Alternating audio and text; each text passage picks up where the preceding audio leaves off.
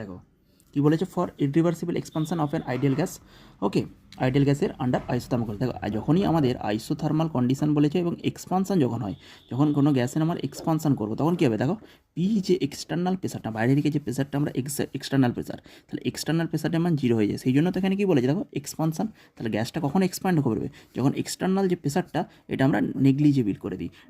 External pressure তো থাকে কিন্তু এটা নেগলিজেবল হয়ে যাবে, সেই জন্য আমাদের পি এক্সটার্নাল যে প্রেসারটা ওটা আমাদের জিরো ধরতে হয়, ওকে, জিরো হবে। তাহলে দেখো এখানে বলে দিয়েছি আমাদের, তাহলে P external pressure zero, but এখানে আমরা সিম্পল হবে বলে for irreversible expansion of an ideal gas under isothermal condition. এখানে ডেল ইউ এটাকে বলে সিস্টেমের কী গো, ইন্টারনাল এনার্জি। এটা সিস্টেমের একটা ইন্টারনাল, এটা ইন্টারনাল এনার্জি, বোঝা গেছে, এটা ইন্টারনাল এনার্জি। এবার দেখো এই যে আইসোথার্মাল কন্ডিশনটা বলে দিয়েছে, আইসোথার্মাল মানে ডেলটি সমান জিরো, তাহলে ডেলটি কখন শূন্য হয় গো, যখন আইসোথার্মাল কন্ডিশন। আইসোথার্মাল মানে কি, এখানে টেম্পারেচারটা আমাদের কনস্ট্যান্ট থাকে এবং এর মধ্যে যে চেঞ্জটা ডেলটির মানটা কত হবে, জিরো হবে। যেখানে আমাদের যে টেম্পারেচারটা, ওকে, টেম্পারেচার আমাদের কত হবে, এখানে ডেলটির ভ্যালু জিরো হবে, change of temperature equals to zero, ওকে।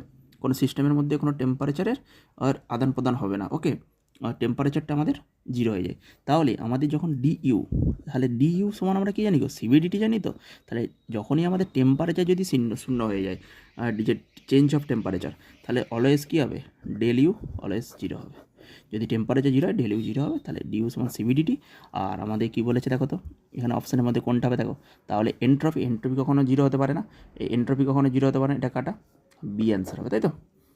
দেখো ডেল ইউ জিরো, কারণ temperature zero, del U zero মানে internal energy zero, but entropy শূন্য হয়ে গেলে কি সিস্টেমে তো এক্সিস্টই করবে না, তারপরে তোমার এন্ট্রপি ফুরিয়ে গেলে কী হবে, তুমিও এক্সিস্ট করবে না, সেই জন্য সিস্টেমের এন্ট্রপি তো থাকবেই। তার ডেল ইউ জিরো হয়ে যাবে কিন্তু এন্ট্রপি জিরো হবে না। ডেল ইউ কেন জিরো হয়ে যাবে, দেখো তো টেম্পারেচারের মধ্যে কনস্ট্যান্ট, আর ডিউ সমান আমরা কি জানি, ইন্টারনাল এনার্জির যে চেঞ্জ, তাই সিবিডিটি, তাহলে সিবিডিটি মানে কি বলো, টি যদি জিরো হয় তাহলে সিবিডিটি ডিউ সমান জিরো যখন আইসোথার্মাল কন্ডিশন। আর আইসোথার্মাল মানে হচ্ছে টেম্পারেচার কনস্ট্যান্ট, থার্মাল মানে কি টেম্পারেচার কনস্ট্যান্ট, সেই জন্য ডেলটি জিরো।